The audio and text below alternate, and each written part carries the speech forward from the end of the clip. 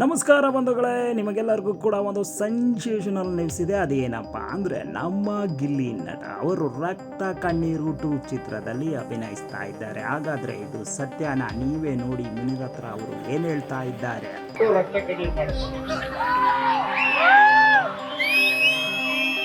ಹೌದಲ್ಲ, ಯಾಕೆಂದ್ರೆ ಪಾರ್ಟ್ 2 ನ ಕಥ ಚೆನ್ನಾಗಿರ್ತದೆ. ಹಾಗಾದರೆ ನಮ್ಮ ಗಿಲ್ಲಿ ನಟ ಅವರು ಮುನಿರತ್ನ ಅವರ ಜೊತೆಯಲ್ಲಿ ರಕ್ತ ಕಣ್ಣೀರು ಸಿನಿಮಾ ಮಾಡ್ತಾರಾ ಏನು ಅಂತ ಈ ಒಂದು ವಿಡಿಯೋದಲ್ಲಿ ನೋಡೋಣ ಬನ್ನಿ.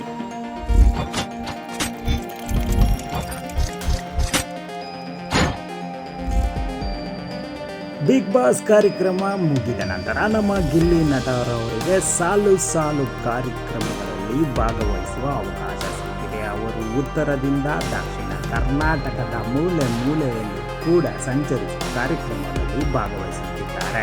ನಮ್ಮ ಕನ್ನಡದ ಸೆನ್ಸೇಷನಲ್ ಡೈರೆಕ್ಟರ್ ಆಗಿ ಪ್ರೊಡ್ಯೂಸರ್ ಆದಂತಹ ರಕ್ತ ಕಣ್ಣೀರು, ರಂಬಾಲಾರಿ, ಅನಾಥರು, ಕಟಾರಿ ವೀರ ಸುರಸುಂದರ, ಕುರುಕ್ಷೇತ್ರದಂತಹ ಬಿಗ್ ಬಡ್ಜೆಟ್ ಚಿತ್ರವನ್ನು ನೀಡಿದಂತಹ ಮುನಿರತ್ನ ಮುನಿರತ್ನ ಅವರ ಜೊತೆ ನಮ್ಮ ಗಿಲ್ಲಿಯವರು ವೇದಿಕೆಯನ್ನು ಹಂಚಿಕೊಂಡಿದ್ದಾರೆ.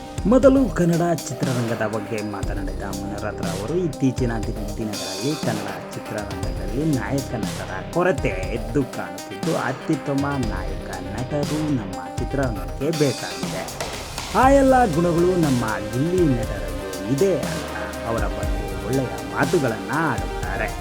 ವೇದಿಕೆಯ ಮುಂಭಾಗದಲ್ಲಿದ್ದಂತಹ ಗಿಲ್ಲಿಯ ಅಭಿಮಾನಿಗಳು ನೀವು ಗಿಲ್ಲಿ ನಟರಿಗೋಸ್ಕರ ಸಿನಿಮಾವನ್ನು ಮಾಡಬೇಕು ಅಂತ ಕೂಗಿ ಹೇಳಿದಾಗ ನಮ್ಮ ಮುನಿರತ್ನ ಅವರು ಗಿಲ್ಲಿಯ ನಟನೆಯನ್ನು ನೀಡಿರುವುದಾಗಿ ಅವರ ಸ್ಟೋರಿಯನ್ನು ಕೂಡ ಹಂಚಿಕೊಳ್ತಾರೆ.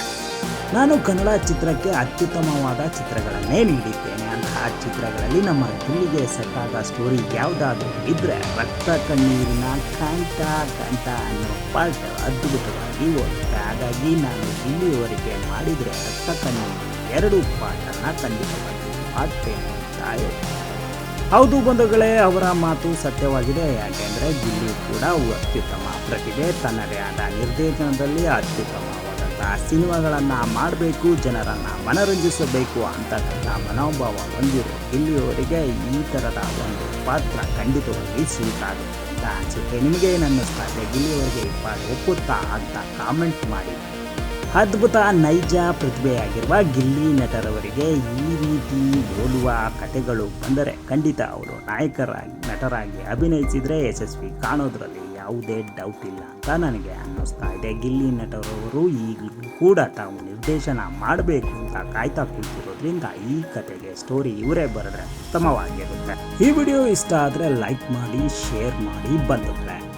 ಹೆಚ್ಚಿನ ವಿಡಿಯೋಗಾಗಿ ಸಬ್ಸ್ಕ್ರೈಬ್ ಮಾಡಿ. ಧನ್ಯವಾದ.